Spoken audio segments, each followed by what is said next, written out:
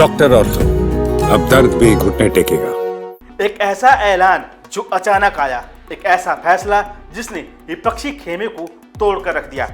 सिर्फ 2 दिन पहले ही एकता की बात हो रही थी, लेकिन एक ऐलान ने पूरी विपक्षी एकता को तहस नहस कर दिया। नमस्कार, मैं रवि सिंह, स्वागत है आपका चैनल 4 न्यूज इंडिया पे। आम आदमी पार्टी ने इंडिया गठबंधन को अलविदा कह दिया है, वो भी तब जब संसद का मॉनसून सत्र शुरू होने वाला है।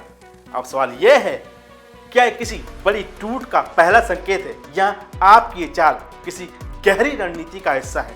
आम आदमी पार्टी ने जिस तरह अचानक इंडिया गठबंधन से बाहर निकलने की घोषणा की, उसने राजनीति के गलियारों में हलचल मचा दी है। खास बात यह है कि यह ऐलान उस वक्त हुआ जब विपक्षी दल 21 जुलाई से शुरू हो रहे संसद सत्र के मॉनसून सत्र के लिए अपनी रणनीति साझा कर रहे थे। ऐसे में सवाल उठता है कि क्या आपका ये बाय बाय सिर्फ एक दल का अलग होना या फिर ये विपक्षी एकता की नींव को हिला देने वाला कदम है?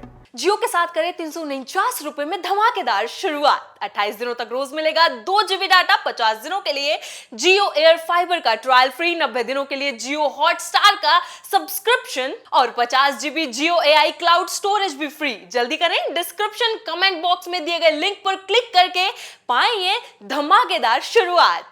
कांग्रेस के वरिष्ठ नेता और महासचिव जयराम रमेश ने स्पष्ट किया है कि आपको छोड़कर इंडिया गठबंधन के सभी दल इस महत्वपूर्ण वर्चुअल मीटिंग में हिस्सा ले रहे हैं। उनका दावा है कि गठबंधन अभी भी पूरी तरह से एकजुट है, लेकिन जिस तरह से आपने एन मौके पर यह फैसला लिया, उसने सियासी माहौल को गर्म कर दिया। विपक्ष का ये फ्रंट जो बीजेपी को चुनौती देने के लिए तैयार किया गया था, उसमें से अब आप महत्वपूर्ण खिलाड़ी थी जो निकल गया है, और ये अपने आप में इंडिया गठबंधन को बहुत बड़ा झटका है। जहां आप पीछे हटी, वहीं तृणमूल कांग्रेस जैसे दलों ने आगे बढ़कर इंडिया गठबंधन का साथ देने का ऐलान किया है। पार्टी के राष्ट्रीय महासचिव अभिषेक बनर्जी इस बैठक में हिस्सा लेंगे। इस बैठक में बिहार में मतदाता सूची के विशेष संशोधन, हाल ही में पहलगाम में हुए आतंकी हमले पर चिंता और अमेरिका के राष्ट्रपति डोनाल्ड ट्रंप के भारत पाकिस्तान शांति समझौते को लेकर किए गए दावों पर भी चर्चा की जाएगी। सीपीआईएम के वरिष्ठ नेता एमए बेबी ने कहा कि आप और कांग्रेस के बीच तनातनी कोई नई बात नहीं है। ये तनाव दिल्ली विधानसभा चुनाव में भी दिखा था और तभी से चला आ रहा है। सीपीआईएम का मानना है कि विपक्षी गठबंधन को और भी मजबूत करने की जरूरत है, और अगर मतभेद हैं तो उन्हें बातचीत के जरिए सुलझाना चाहिए। लेकिन सच्चाई ये भी है कि आपका बाहर जाना इंडिया गठबंधन के लिए बहुत बड़ा झटका है, और बिहार चुनाव से पहले ये झटका एकदम इंडिया गठबंधन के मंसूबे पर पानी फेरता है। आपने साफ कर दिया है कि वो बिहार विधानसभा चुनाव में किसी गठबंधन के साथ नहीं रहेंगे, बल्कि अकेले चुनाव लड़ेंगे।